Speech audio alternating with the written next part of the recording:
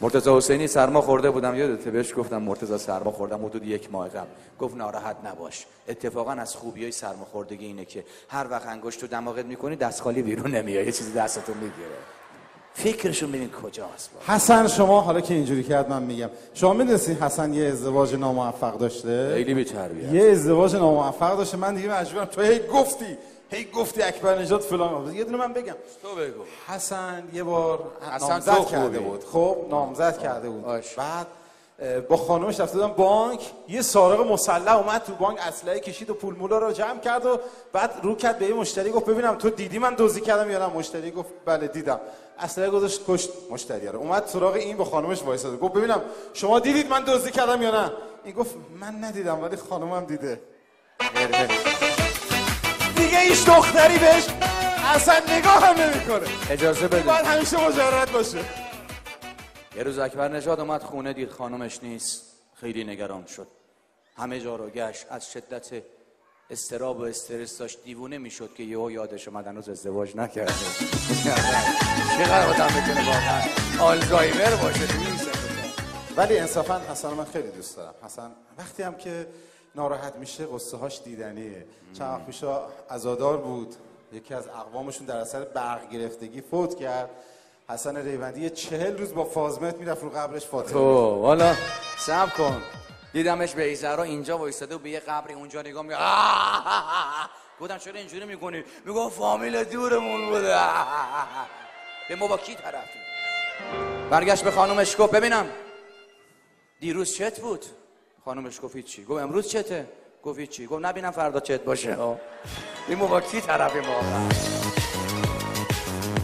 خب اصلا دوست دارم. انصافا کسی که اینقدر میتونه مردم رو بخندونه خیلی توفیق بزرگیه. خیلی واقعا توفیق بزرگی. اصلا دوست دارم. تا تو نگاه میکنی کار من آه کردن است. عاشقتم. تا تو نگاه میکنی کار من آه کردن است. کلاغ در آره چشاتو، این چه نگاه کردن است. نگاه هم با نگاهت کرد برخورد، خدا مرگت بده حالم به هم خورد. میخوام که خیلی بینی میخوای اصلا همه چیز خوبه. تو دیگه عمل گذشته، بعد از شهرداری مجوز بگیری بکوبی فضای سبز کنی. تو بعضا خیلی خراب. اما آخه میگفت در اسپانیا 30% ازدواج‌ها از طریق فیسبوکه. اون وقت تو ایران شما 3 ماه با طرف چت می‌کنی بعد میری طرف پسره. از مسخره‌ات چه بیماری و فقط در ایرانه که وقتی راننده تاکسی دنده عقب میگیره همه مسافران برمیگردن عقب و نگاه میکنن، نمیذارن کار. دستا کجا رفت؟ جواب آقا غلط کرد. آقا سود نزن از این بشین.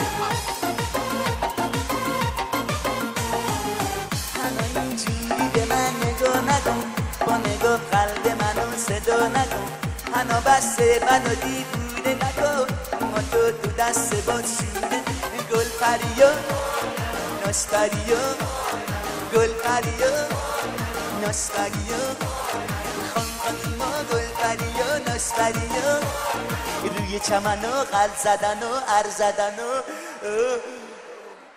یه لحظه به خودم اومدم، احساس کردم دارین از سادگی من سوء استفاده میکنین.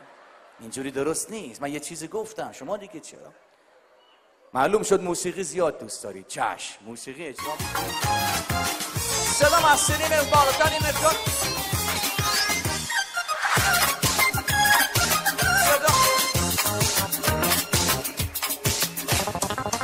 بله، و در ادامه لجبازی های ما فقط یک ایرانی میتونه وقتی شامپوی همومش تموم میشه توش آب بریزه. یک ماه دیگه آب کف استفاده کنه. آقای اکبر نژاد نمونه‌شه. و فقط در ایرانه که وقتی کسی میمیره فرداش همه فامیل میگن ما خوابش رو دیدیم تو یه باغ سرسبز بود. و اولین واکنش بعضی از خانم‌های ایرانی وقتی خبر فوتی که از فامیل میشنون، وای چقدر خوب شد من دیروز موهامو رنگ کردم. بدبخت میشه. انرژی هست.